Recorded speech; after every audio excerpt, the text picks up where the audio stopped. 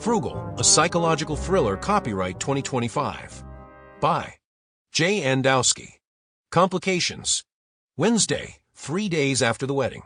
May was meeting Minnie for lunch at their usual place across from Lincoln Center. The weather was so nice that they chose to eat at one of the outside sidewalk tables. May enjoyed spotting the ballerinas walking. Even though they were in their street clothes, their gracefulness in just walking always gave away that they were professional dancers. "How is John?" Minnie asked, before taking a bite of her club sandwich. "Same as usual, working hard at 4 different schools now. Since he didn't come to Patricia's wedding, I thought you two might have had a fight. The way you were dancing with Mr. Brighton made me think that you finally decided to move on." "No." May took a sip of her white wine. "Nothing like that. We're still good. He just landed another teaching gig on weekends, teaching English to working immigrants. So he had to work." "Oh," Minnie turned to the waiter, gesturing for a refill. "He works really hard. How's his great American novel coming along?" "He finished it. Now he's trying to get published. He just gets rejection letter after rejection letter." May sighed. "When I was first with him, I found him so intelligent, humorous, kind, generous, and supportive. I thought he had great potential. But," Minnie could feel a but I don't think he will ever be successful." May confessed out loud. "I can feel he really loves you." Minnie pointed out, "I think he would, without hesitation, throw himself in front of a bullet for you." Minnie thought about her own relationship. "I know Rosie would never do that for me." "Would you for Rosie?" May asked before taking a forkful of her chef's salad. Minnie laughed a little. Yeah, I don't think so. Granted, I love her. I just love me more." At that moment, May's cell phone rang. She looked at the number. It was a Manhattan area code, but she did not know who. She answered the phone. "Hello. Is this May Trumbull?" The voice on the other end asked. Yes." Before she could ask who was calling, the female voice responded. "Please hold for Mr. Brighton." May held her hand over her phone and shockingly looked at Minnie. "It's Mr. Brighton." Minnie's eyes widened as she silently paid attention to May's conversation. May quietly waited for the call to be transferred. Sean Brighton began to speak. "Ms. Trumbull." "Yes. How may I help you, Mr. Brighton?" Her shocked eyes looked at Minnie. Minnie said nothing and focused on the phone call. "Please call me Sean." "How may I help you, Sean?" Minnie covered her mouth, stunned. She never heard anyone call Mr. Brighton Sean. "I was wondering if you would give me the honor having dinner with me Friday night." "Business or pleasure?" she coyly asked, smiling at Minnie. "Pleasure, Ms. Trumbull. My pleasure of your company." His voice was strong and confident. "I have a boyfriend, Sean," she replied. Minnie was mouthing and waving for May not to answer that way.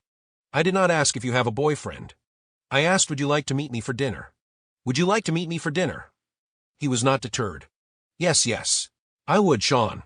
And please call me May." "See, boyfriends are not husbands.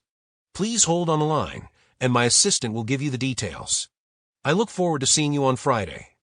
After May got the directions for Friday night, she thanked the assistant and hung up. May put away her phone and looked at Minnie, who was frozen in shock. What about John?"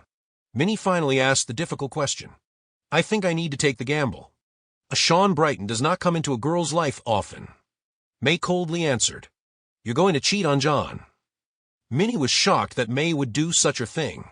She felt it was not in May's character. "I am going to have to move on." May took Minnie's hand. "Do you mind if I sleep on your couch?" "I don't mind, but you are going to crush John if you leave him. The man has been nothing but a sweetheart to you all these years. He may not have much, but he has given you everything he does have." Minnie tried to help May to reconsider the weight of her actions. May took a deep breath. "You know what they say about nice guys?" "Yeah, I do, but in today's world, nice guys are very rare gems." Minnie countered May's logic. "Maybe so, but attractive multi-billionaires are even rarer. So can I stay with you? I do not want to struggle like my parents did." "For what, a double mortgage?" Hesitantly, Minnie nodded in agreement. "You're my friend. Of course you can sleep on my couch, but also as your friend. I think you are making a big mistake to toss John away like an old used-up shoe." Wednesday evening. May placed the envelope with her letter to John on the kitchen table. She placed her key to his apartment on top of the envelope.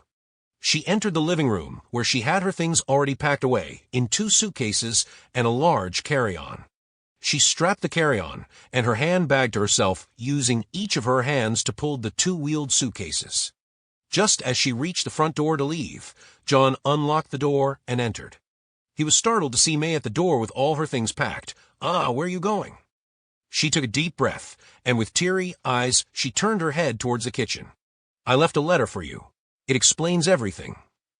John walked in and closed the door behind him. He was 15 years older than her and a head taller. "You left me a Dear John letter?" His mouth dropped in disbelief. "Where has this all come from? Have you been cheating on me? Decided to finally leave me for another man?"